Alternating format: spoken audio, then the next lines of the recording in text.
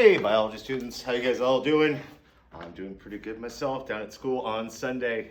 It's a gorgeous day outside, so I'm trying to figure out I do this really early in the morning or fairly early in the morning so that way I could use the rest of the afternoon to go hang out and have a good time. So hope you guys have enjoyed the weather. Friday and Saturday were gorgeous. Today should shape up to be another nice day. And then we got some showers coming. So today we're going to talk about the important order of mammals and break those 16 groups apart. And, oops, sorry, somebody's just pulling up outside. Talking about those as well as tying it together for your assignment for the week. So please check out your materials list and you'll see the assignment posted. Within the assignments, please make sure it is your own work. Please do not copy and paste from websites. I'm giving you guys the opportunity to redo work. But if I ask you a question of defining a certain order or a certain species, please don't copy and paste from website, drop it in and submit it. So I'll return it and you'll have to redo it for credit. So please don't do that, guys. That's plagiarism. So without further ado, let's get this going. So important orders of living mammals.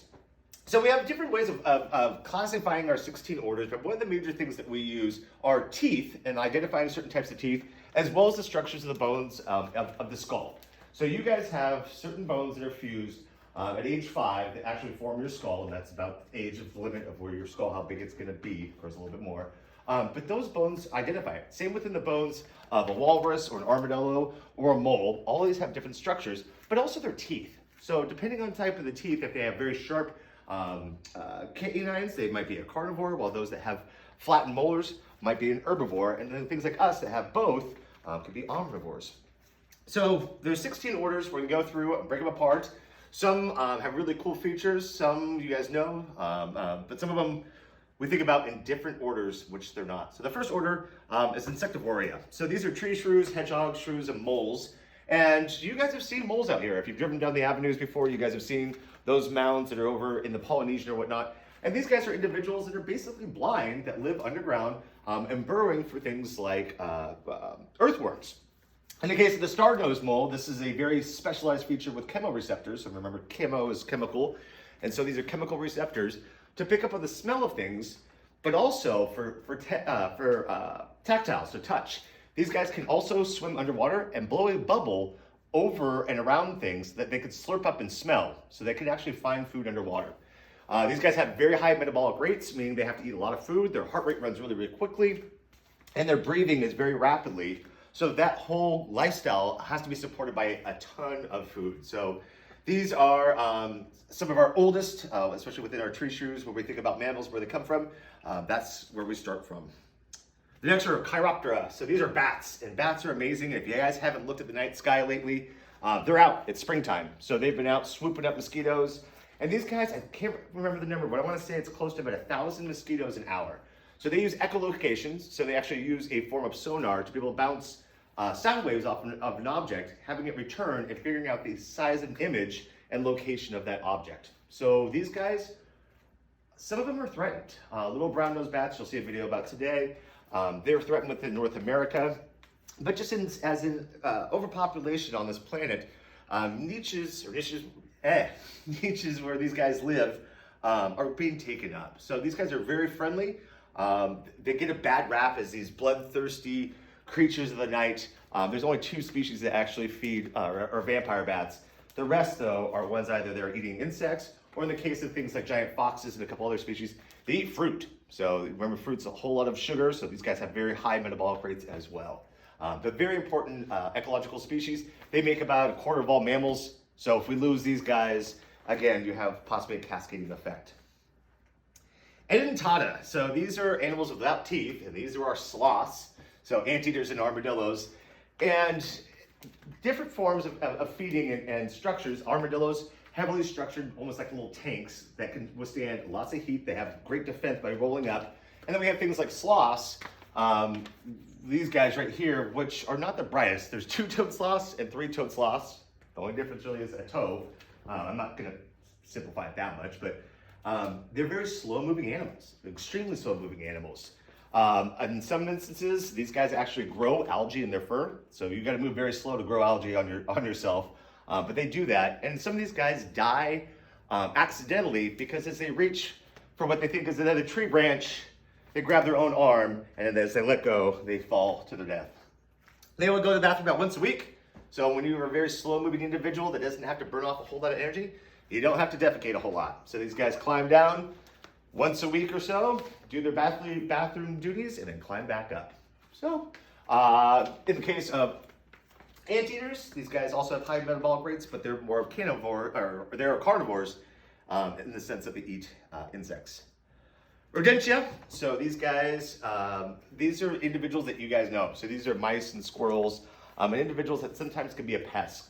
We also have things like beavers and porcupines, as well as gophers. So the beavers, in this case, very, very smart individuals. They have a very knack for building structures. They are communal, and in the case of these guys, originally in the United States, if you had something with vanilla, the anal glands for beavers were used for natural vanilla flavoring. So that was the other way of getting it instead of the vanilla bean. But rats and mice, these guys have non-growing teeth, as well as all these individuals, that they have to constantly chew to whittle them away. Otherwise, that will keep growing and it'll actually go into their lower jaw. They have very short gestation periods, meaning they can have a lot of individuals in a very short amount of time. In the case of mice, rats, and even squirrels in this case, tons of babies. So rats and mice, I think gestation period is every 6 weeks. So that means that you can pop out a new litter over and over and over again. Like the Chiricahsa right now, if you guys have heard me talk about the little chipmunk that has been giving me grief for the past year, he's back and he made it back underneath the house. So I've got to figure a way of getting him gone in a nice humane way. Lagomorpha. So these are rabbits and hares. They have very long ears, not only for sound, but also for dissipating heat. So when you have a very large surface area and you have blood flow going through there and you're moving, you can wick away some of that heat. Again, very short gestation period, so they can have lots of babies in a very short amount of time. And these guys, to a degree, resemble rodents. They're constantly chawing they're constantly chewing on things and material to help whittle away their little front teeth that they have. In the case of some individuals, like the snowshoe hares, in wintertime, they're white, so they blend in with the surrounding snow, and then in summertime, they actually go to a brownish color to blend into the surrounding fields and whatnot that they live in. Carnivora, so these are ones that you guys are mostly familiar with, and I think probably all of you guys are. Cats, dogs, weasels, bears, weasels, hyenas, and seals. These all have very, very sharp teeth that are not only designed for ripping flesh, but also for breaking up bones. So in the case of like weasels, if you think about like a honey badger, which is a weasel, or a wolverine, or things like that, which belong to this system, these have individuals that can take bone and basically just chew them up like candy. So they can actually get to the marrow inside. Cats and dogs and all of these individuals use an up and down chomping motion so they can break through that muscle and tear it apart. So they have those very sharp canines in there and incisors.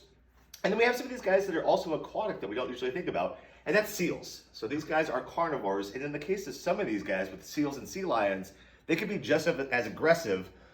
Some of them are big cats and things like that. So you don't want to mess with seals on the beach, or in the case of like sea lions and elephant seals, don't ever mess with those things because they're about the size of a car. And maybe I can find my video, show you guys of a elephant seal in the 1980s that beat up a car because it was in its way. So it was a small little Honda Civic, but it got destroyed, I think. All right, so moving on from there. Cetaceans. So these are whales, dolphins, and porpoises. They're all carnivores, even the ones of which we're talking about like filter feeders, so like baleen whales or basking whales or whale sharks. Wait. Sorry. Not basking whales, whale sharks. Retract that. Filter feeders as in like baleen whales, and humpback whales, and those that are filter feeders that are straining out things like krill and things like that. Sorry guys, my brain got mistracked right there. If you go down to the jetty right now, we do have our seasonal humpback whales coming through. So I was out yesterday and I saw a few spouts, as well as some of these guys coming up to the rocks, of which they'll roll over on the side of the jetty when they're really, really close. You can see them. And their whole way is actually getting rid of the barnacles that surround their body. These guys also, we have killer whales in here. They're incredibly smart. They're very social creatures. They have families for life, so they grow and members become other members. And they actually grieve for each other. So we have the loss, and we actually have compassion and empathy that we don't see within other animals. So some of these guys are extremely smart. Dolphins and whales, really smart. Porpoises have been trained for the U.S. Navy for detecting mines and things like that. And they're also been known to save people. So people have been actually drowning before. Dolphins have come to the rescue. So I'll show you guys a video about that as well. They have lungs, but they have to be able to breathe air. So they actually are able to adjust the pressure within those lungs as they dive deep down. So things like sperm whales that go down to, a couple hundred meters are able to hold on to that gas within their lungs without it imploding or exploding. Sirenia. So these are our manatees. They really look closely related to elephants or St. Bernard puppies. So they're very cute. They're very docile. We have a huge selection of these guys in Florida, but they're very social animals. And because they're social animals, a lot of times they get hit by boats. So I don't know if you can see this on the right, but you can see this line, and another line, and another line of a propeller that accidentally hit that manatee. These guys move in huge packs, so they go to breed offshore within Florida Keys, and they move together. They're also called sea cows, and there's a whole story of the name that comes with this, that sailors were, if you think about the sirens, were like the banshees that pull people to their death in some of the folklore. These guys follow the class because some individuals back in the day thought they were mermaids. So I guess if you squint really hard, that could be a mermaid. I don't know. So there's your name right there. Next one, and the next actually two are very hard pronunciation sometimes for me. So we have even-toed ungulates, that's what we call them, and these are Artodactyla. So these are large grazing animals: cattle, sheep, goats, hippopotamuses, giraffes, and pigs. So they have two toes, so they're hooves basically, and what would normally be fingers for us, instead of 5 fingers, they've been formed into 4 fingers into 2 hooves, things like that. So that makes it easier because I can't, as much as I want to bend this, there you go. There's my 5 formed into 2 to a degree. So these are large animals that we use a lot of times for food. So things like cattle and goats. Some of them we use for milk, some we use for food. And then there's other individuals that are, to a degree, on the decline. So giraffes, we see these guys a lot within zoos, but in the wild, as urban sprawl happens, some of these guys end up losing their home. So ungulate, hoofed mammal. Perissodactyla, so these are horses, zebras, tapirs, which are these guys right here. Tapirs look like really cool black and white leopards when they're little. So this is a little baby one, and then this is what they look like as they're adult. So way cuter, not as cute. But these guys are odd-toed, so we have 3 toes in this case. And these are very large animals that are also grazers as well. In the case of rhinoceroses, which is the guy on the right, so I know you guys know this, you guys know heavily on the decline. So people still go for the horns. People think that it's some sort of an aphrodisiac, or it's medicine, or it's been repurposed in 1,000 different ways. It doesn't do anything. It's just a way of harming these animals. So these guys are really protected. There are people that are actually hired to make sure that rhinos are safe. And in some cases over the years, they've dyed the horns, thinking that poachers wouldn't take them. They still did. And in some cases, we already pre-sawed them off, because these guys are tanks. So even without a horn, you could still take something down. So don't ever square off with a rhino. Rules of Mr. Trayer. Proboscis. So these are the proboscises. Again, another one that Proboscidea. There we go. Of which is a long projection of their face, and that you can see between our elephants. There's only 2 species left alive today. We have Indian elephants and African elephants, and it's unfortunate. So Indian's on the left, African is on the right. These guys are on the decline. For the longest time, we used them for zoos and carnival attractions and things like that. You guys all know about Barnum and Bailey circuses. We've talked about the way of inhumane treatment of these individuals over the years. Extremely smart. They learned, and that was the thing within circuses, they could train them to do tasks. But at the same time they could be trained to do tasks, these guys have great memories. So some of these individuals, after so much abuse, finally they finally take it out on those that are abusing them. So on the decline, unfortunately, again, loss of habitat. So there are some breeding programs to help bring these guys back. So there used to be about 30 different species of elephants on this planet. This is what we're down to. Primates. So this is us. So this falls into what we're primates. So we've got two different breakups. We have New World monkeys and Old World monkeys. Let's see, what do I say about this? Okay, so New World monkeys, squirrel monkeys, spider monkeys, things like that have a long prehensile tail, while old world monkeys lack that prehensile tail. So you can think about gorillas and orangutans and things like that. So those individuals are broken apart. Very, very intelligent creatures as well. We've talked about orangutans, and I'll put up a video for you guys and how they learn, but they take care of their young. The young are raised with the mothers for up to, I think, about 16 years before they break off and start to have their own kids. But then we now have a grandmother, the young, and now a grandbaby. So a lot of human care, there are a lot of, not human care, a lot of care that goes into development with these individuals, because there's a lot to learn in the world, and especially within things like spider monkeys, or if you're thinking about lemurs or those individuals. If you're up in the trees or orangutans and you're constantly moving around in that fashion, you have to learn to be able to grasp, reach, and be able to figure out emergency situations, because if you fall from 80 feet, that could be a fall to your death. So highly developed cerebrum and complicated behaviors. These individuals are extremely smart. A lot of them, they mimic what we do. We can teach them things. There's a great documentary called Project NIM I've talked to you guys about. It was very unfortunate until, the past, I would say 40, 50 years, we realized that these individuals were a lot smarter and had a lot more to give us than taking away from them and putting them in cages and zoos and carnival attractions. So how these guys fit in the world? So mammals have been around for about 200 million years or so.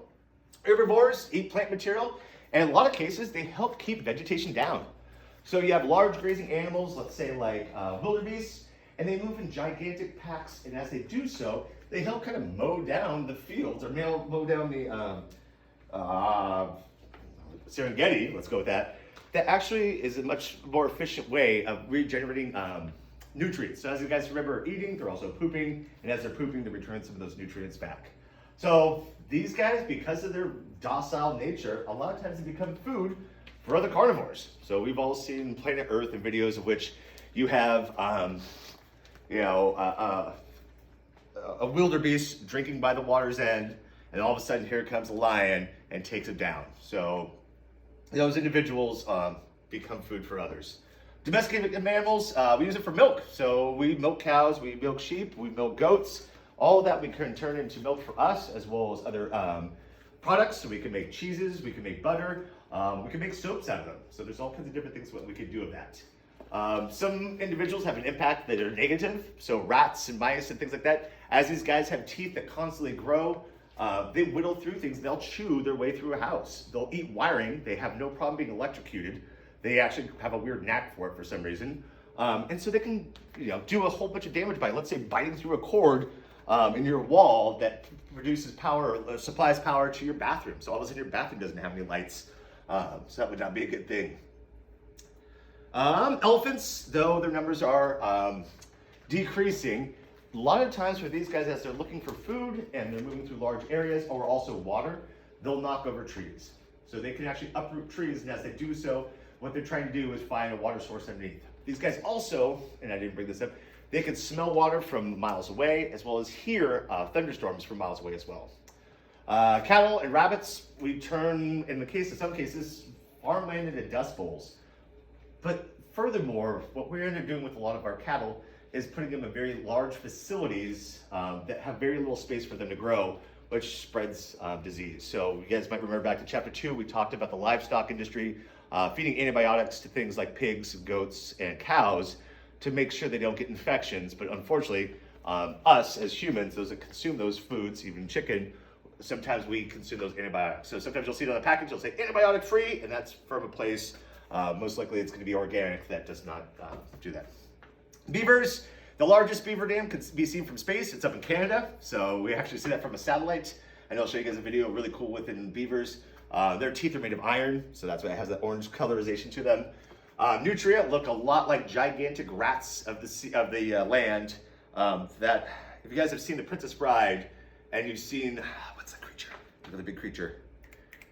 Rodents of unusual size. Please correct me if I'm wrong in the stream section down below. But these guys, you can find them down in Portland area a lot of times, also throughout the United States. They go into marshy fields, they plug up creeks, they can cause flooding, and they destroy all of their habitat. And then there's us as mammals. We're constantly altering the environment in both good and bad ways. As we grow as a species, we learn sometimes things that seem to be a great advancement for life. Let's say single-use plastic bottles or plastic bags that we find out in the end are kind of detrimental to our health in different ways. But also there's times of which we could come together and we can fix things. So we are a very inventive species. And I really hope out of that we can actually fix some of the major problems that we have in our world today. So those are our 16 orders. Please check out the materials list and find your assignments for the week. Please reach out for help if you guys need anything. I miss you. I guess it's getting a little bit easier doing this.